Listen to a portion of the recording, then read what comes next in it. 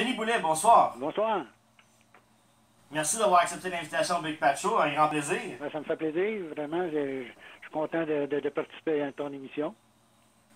Ben, on l'apprécie beaucoup, beaucoup, beaucoup. Merci. C'est bien. Ce qu'on va faire pour cette entrevue-là, on va y aller avec des questions générales par rapport à ta carrière et un petit peu par rapport à Jerry, parce qu'on sait que tu es le frère à Jerry Boulet aussi. Oui. Donc, quand tu es prêt, on passe ça. OK. Pas ton question. Tes questions. Parfait, je passe ça. Vers quel âge tu as commencé à jouer de la batterie? Moi, j'ai commencé à l'âge de 17 ans à peu près. 17 ans? Moi, j'avais à peu près ça, 17 ans, ouais. J'ai commencé en 62. Fait que 62, au-dessus, j'avais 18 ans, mais je veux dire, au centre, j'ai commencé avant de pratiquer tout ça, mais comment je te dirais bien ça, donc professionnellement, entre parenthèses, à 18 ans, tu sais, là. Parce qu'à 18 ans, t'avais pas le droit de jouer dans un bar. Dans ce temps-là, c'est 21 ans. Fait que, ouais, c'est ça, hein? Ouais. Fait que ça fait longtemps. Ça fait bien, bien longtemps. Et vous aimez toujours la batterie, là? Oh oui, même mon drum, c'est mon gars qui l'a. Mon gars, il est drummer. Fait qu'il il a pris mon drum, puis c'est lui qui est cette antiquité-là. Puis il n'a pas le droit de s'en défaire. C'est merveilleux. Il y a une belle pièce de collection avec lui, là. Oh, oui, c'est sûr. Puis on est bien fiers aussi, tu sais. Côté musical, quelles ont été tes premières inspirations? Vraiment, les inspirations. C'est venu, comment je te dirais bien ça, c'est venu comme sur le tas. J'écoutais des tunes, puis je me disais, que moi, je piochais sur un banc. J'avais un banc chez nous, puis je piochais là-dessus. Avant de commencer de m'acheter un drum, j'avais commencé à piocher sur un banc de téléphone. Quand il y avait de la musique qui jouait à la maison, mais je piochais dessus. Puis c'est ça a commencé là. Tu sais, là, on avait suivi des cours, mon frère et moi, justement, des philharmoniques, tu sais, là. Fait que c'est là que ça a commencé. Ouais. Tous les deux ensemble, on faisait ça, là. Lui, il jouait de la trompette, puis moi, je jouais de la clarinette. C'est le fun parce qu'on trouve tout le temps quelque chose à taper à la maison. Moi, c'est des chaudrons, mettons, quand j'étais plus petit. Fait que c'est le fun de ça tape ses trouver nerfs, une passion. Ça tape pas. Oui, c'est ça. Ils ont hâte qu'on t'arrête. Oui, ils ont hâte en t'attendant. Ah oui. Avant la formation d'Offenbach, tu as joué dans quelques groupes. Exemple, Double Tones, Fabulous Colonel, Grandpa Company, les Gants Blancs. Est-ce que tu peux nous parler un petit peu de cette période-là? Ça, c'est une évolution. Tu vois, le Double Tone, ça, c'est avec... c'est là que j'ai commencé. Moi, je travaillais dans une usine, puis il y avait un monsieur qui jouait du violon. Et puis, il savait que j'avais commencé à piocher chez nous. Et puis, ce monsieur-là m'avait dit, tu veux-tu venir jouer dans mon orchestre? Ben, j'ai dit, j'ai jamais joué dans un orchestre. Et puis, au fil du temps, j'ai été m'acheter un drum avec ma mère. C'est sûr, ma mère avait payé avait signé pour mon drum. Et puis, j'ai joué, parce que lui, le monsieur, il avait dit, j'achète de job dès qu'il va être capable de le payer son drum dans pas grand temps. Fait que c'est ce qui est arrivé. J'ai embarqué avec lui. Et puis, là, on jouait dans les showers, dans les noces, toutes sortes d'activités comme ça. Et puis, au fil du temps, mon frère il embarqué avec moi. Un peu plus tard, Gérald, il jouait juste de trompette. Parce qu'en passant, mon frère, c'est Gérald. Sinon, Jerry à moi, Amélie à moi. Puis, c'est ça, mais il embarquait avec nous autres. Et puis, de fil en aiguille, on a débarqué un, après ça, on a débarqué un autre. Après ça, on a resté avec le monsieur. Et puis, quand on a commencé plus, pas rocker, mais disons, à faire des tunes plus weird, on a débarqué le monsieur, puis c'est là qu'on a commencé on s'est appelé les Twisted Vampire. Et puis après ça, on a changé de nom. On s'est appelé Fabulous Colonels. Après ça a été Colonels. Après ça a été les Gants Blancs. Les Gants Blancs, ça a été avant Grandpa's Company. Parce qu'on s'appelait les Gants Blancs, mais il fallait changer de nom.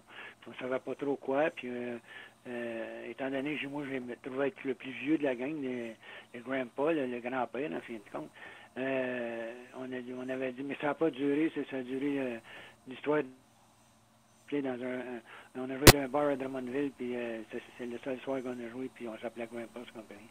Puis après ça, mais éventuellement, c'est ça, on a pris les Gants Blancs. Là, quand on a pris les Gants Blancs solides, là, on a changé plus tard pour Offenbach Soap Opera. C'est là que... C'est une super belle évolution. Ah oui, ça, c'est de fil en aiguille. On a toujours évolué, on montait. beurre de pinot en masse, puis on n'était pas gros.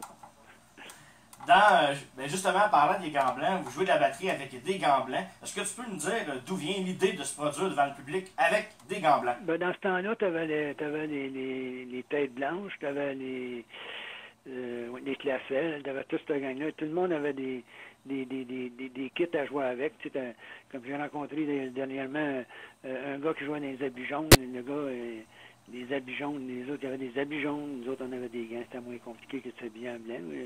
Fait qu'on avait, puis on avait coupé nos bouts de doigts parce que tu peux pas jouer de la guitare avec des gants, c'est sûr. Tu es capable, mais tu as moins de dextérité.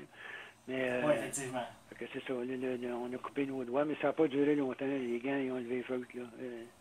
C'était juste pour le début, disons, là, pour que le monde les connaisse ce côté-là. Puis c'est ça, on a eu un gérant, le gérant qui nous avait pris en charge dans ce temps-là, c'est un gérant de Saint-Hyacinthe. M. Brodeur, Jean-Paul Brodeur, lui, il y avait 12 groupes dans ce temps-là. Il a lâché ses 12 groupes pour nous bouquer juste nous autres. Fait que fallait quand même qu'on avait de l'importance à ses yeux, là, tu sais, là.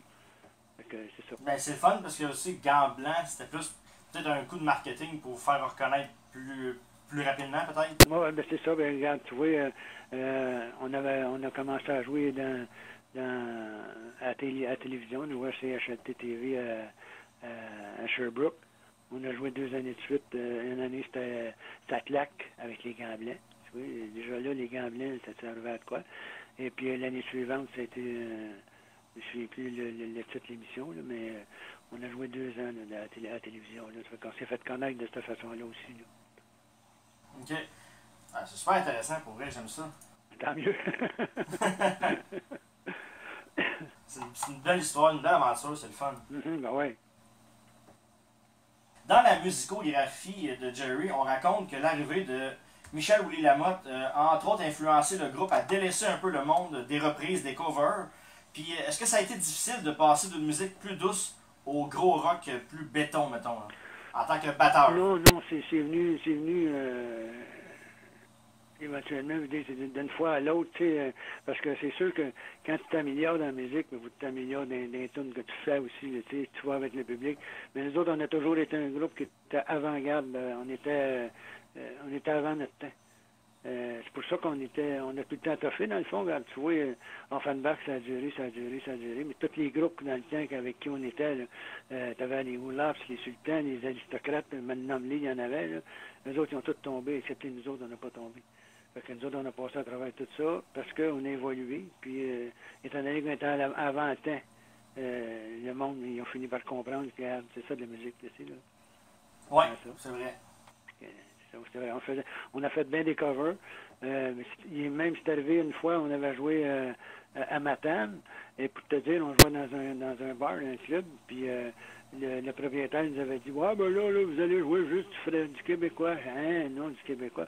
Dans la même journée, on a appris les tunes de québécois de Michel Louvain. Puis c'était la dernière soirée qu'on a faite là. On a sacré notre camp après. Oui, vous êtes allé ailleurs. On est allé ailleurs. On a dit, tiens, c'est fini. Ah, c'est super. Quelle était la popularité d'un groupe comme les Gants Blancs par rapport à celle d'Offenbach à ses débuts, juste pour nous situer, mettons? C'était pas pareil. C'était une autre époque. Avec Offenbach, c'était un autre trip, mais parce qu'avec Offenbach, c'était disons comment je dirais, mais on était tout seul. Au sens que il y avait d'autres groupes, mais qu'est-ce qu'on a sorti, nous autres, c'était du jamais vu. Là, on chantait, nous autres, mais en québécois. Là. On chantait pas tu, pis ta, les affaires de... On chantait pas à la française, on chantait comme on vivait, dans le fond. Là.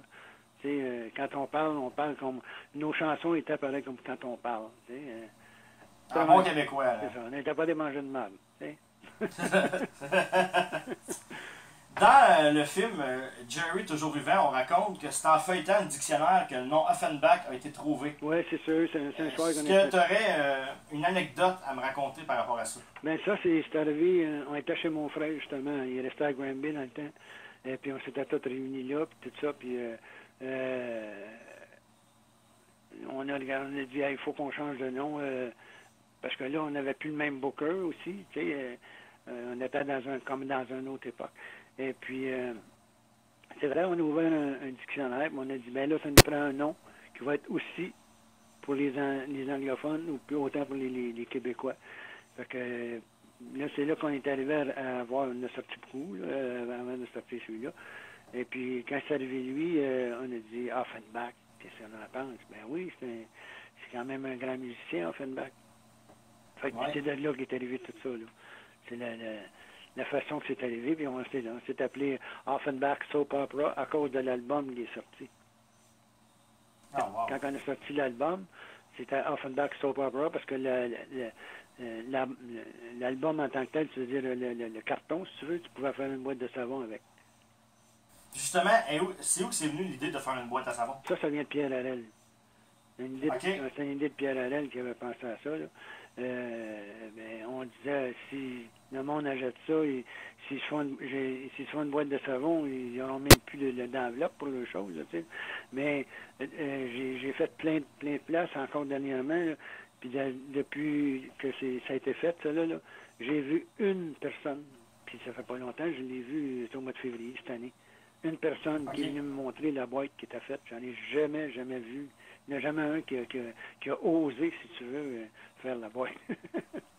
Parce qu'il y a plus l'enveloppe, sinon. Tu sais, ça doit être assez touchant de voir ça, pareil, qu'il y a quelqu'un oui, c'est ça. Tu sais, quelque part, c'est assez spécial. Tu sais.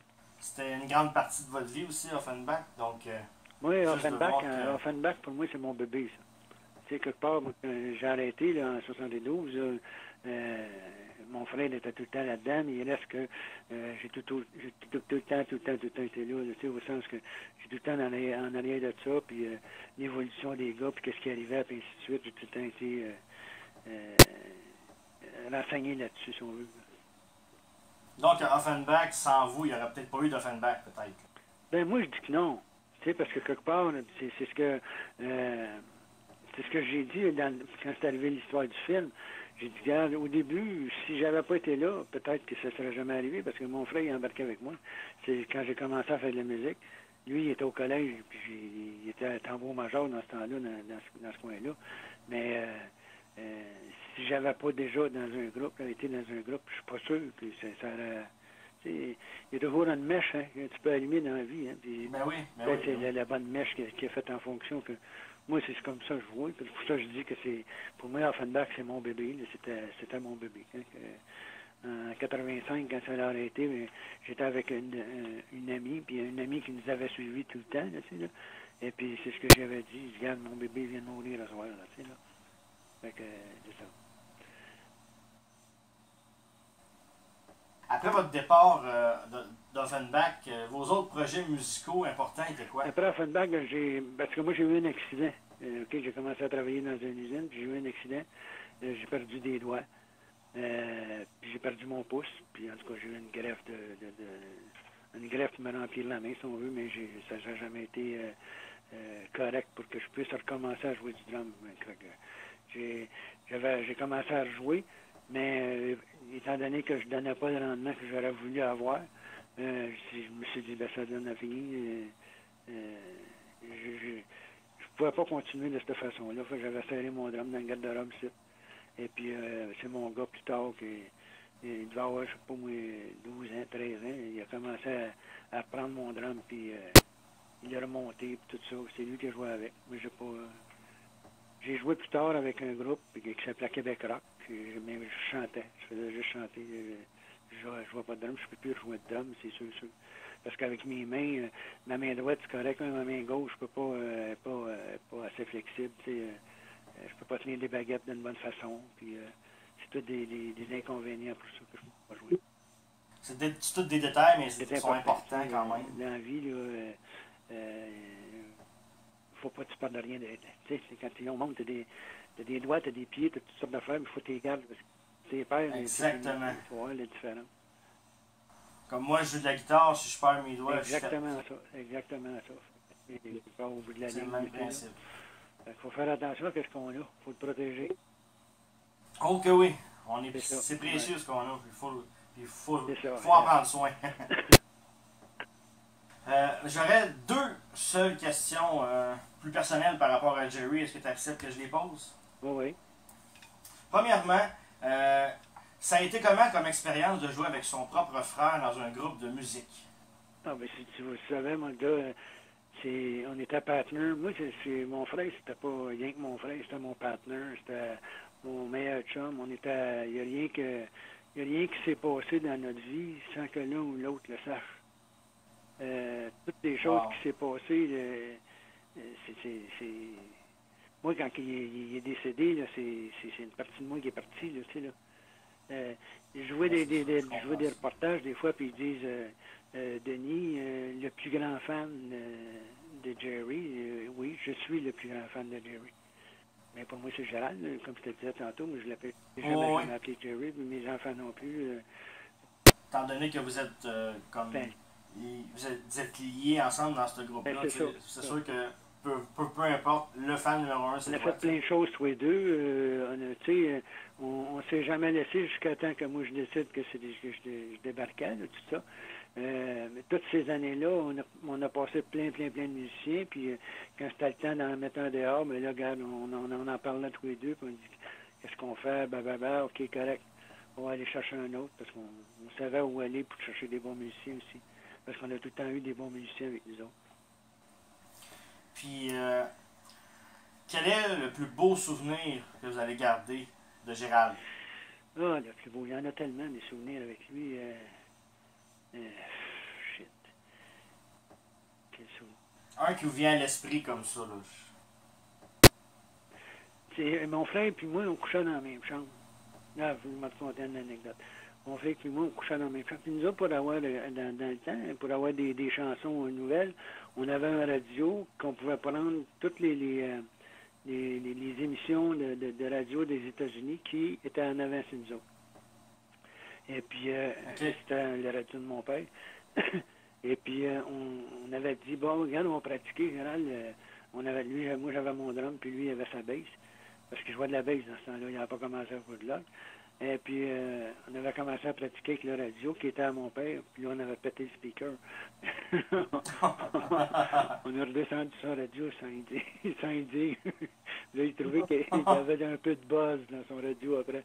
Mais là, on a fini par y dire. Mais là, tu sais, c'est une anecdote. Je pense que la première fois que je raconte ça à quelqu'un, parce que c'est ce qui vient de me venir à l'idée. Puis on avait se trouvé tellement ça drôle, les deux. Là, fait que, c'est super gentil de partager ça avec nous. Ça fait plaisir. C'est touchant, merci. En 2011 sortait le film Jerry toujours vivant. Est-ce que vous étiez satisfait de votre présence dans l'histoire du film? De ma présence, oui, mais c'est sûr. J'étais conseillé. Là, moi, à partir du moment que ils ont décidé ça, les personnes concernées sont venues me voir ici, puis m'ont demandé mon opinion, m'ont demandé telle affaire et telle affaire. C'est sûr que tu ne fais pas d'un film, tu fais pas un film, un gars, c'est un bandit. C'est pas un bandit, mon frère, c'était pas un bandit, mais c'est un gars qui n'avait pas peur de dire ce qu'il pensait, puis quelque part, c'était comme ça dans la vie. Ouais. Fait que, puis il n'a jamais changé, puis je fais pareil. Moi, qu'est-ce que j'ai à dire, je passe pas par quatre chemins. Tu l'entends, ça fait ton affaire, puis ça va pas ton affaire, ben regarde, le restant, pour moi, c'est en arrière de moi. Là, tu sais, là, et voilà, c'est ça. C'est comme ça qu'on a tout le temps pensé, nous autres. Fait que dans le film, on me voit dans le film parce que c'était... nous autres, on suivait, ma blonde et moi, on suivait le film parce qu'il fallait être là souvent. Et puis, ils ont dit, ben là, il nous manque un gars pour être sur le towing. Ils ont dit, on a une idée, Denis, qu'est-ce que c'était? Parce que le GTO, c'était à moi, c'était mon GTO à moi. Puis en même temps, là, j'étais sur le towing, puis je m'emmenais tower mon char que je m'étais fait saisir, tu sais. Des années, fait que c'était vraiment un beau clin d'œil, cette affaire-là. C'est merveilleux, puis surtout, de voir son personnage à l'écran, ça fait quoi? Ben, moi, pour moi, c'est ce qu'ils ont été surpris, eux autres. Pour moi, c'était comme normal. Quand ils m'ont demandé, non, j'ai dit, ben, regarde, comment le faire? Et puis, pour moi, j'ai rentré comme dans dans la game, puis j'ai pas resté, j'ai pas été, j'étais pas sénère de rien, tu sais, je veux dire, pour moi, c'était comme normal d'être dans ça, là, tu sais, là, étant donné qu'on avait suivi le film pas mal tout le long, fait qu'on connaissait tout le monde, et ainsi de suite. Mais de me voir dans le film, j'ai pas vraiment de buzz là-dessus, là. C'est comme normal. Ouais, c'est ça, tu sais. Puis de voir Mario Saint-Amand interpréter Jerry, comment t'as trouvé le jeu? Mario Saint-Amand, je trouve ça, il a travaillé fort, ce gars-là, pour le film. Je sais que parce qu'il a fait bien les efforts. Même tous les participants là-dedans, ils ont tous fait quelque chose. Tu sais, Louis-David Morin, c'est un acteur. Ce même gars-là, il a appris du drum pour faire ma job à moi, autrement dit. Est-ce que, voyons, comment il s'appelle, Mario, lui aussi, il est obligé d'apprendre un peu de piano aussi, là, tu sais, là. Fait que c'est des choses qui, ça paraît pas d'un film, mais le monde travaille en maudit pour faire ces affaires-là. Pour être... Puis je pense qu'ils ont réussi avec brio. Oui, c'est ça. Tu sais, quelque part, moi, je trouve, en tout cas, personnellement, je trouve qu'il y en a, j'ai eu des commentaires, tout au des commentaires négatifs, hein, puis j'en ai eu, puis regarde, pour moi, ça me passe par-dessus l'épaule, regarde. Moi, personnellement, j'ai bien aimé le film, et puis j'ai absolument rien à dire dessus, tu sais. C'était un excellent film, faut le dire. Oui, en tout cas, c'est ça. Je peux pas dire autre chose, c'est ça que j'ai fait, puis c'est ça que j'ai aimé. Et voilà. Là, nous sommes rendus en 2017. Et est-ce que vous êtes toujours optimiste pour l'avenir du rock québécois en général? Oui, parce que tu vois, les choses reviennent, hein, les groupes, ils essayent de revenir. Il y a, à l'heure actuelle, justement, j'étais... La chicane? Oui, la chicane, ça m'étonne. Puis j'ai été au mois de février, c'est pour ça que je te disais tantôt, au mois de février.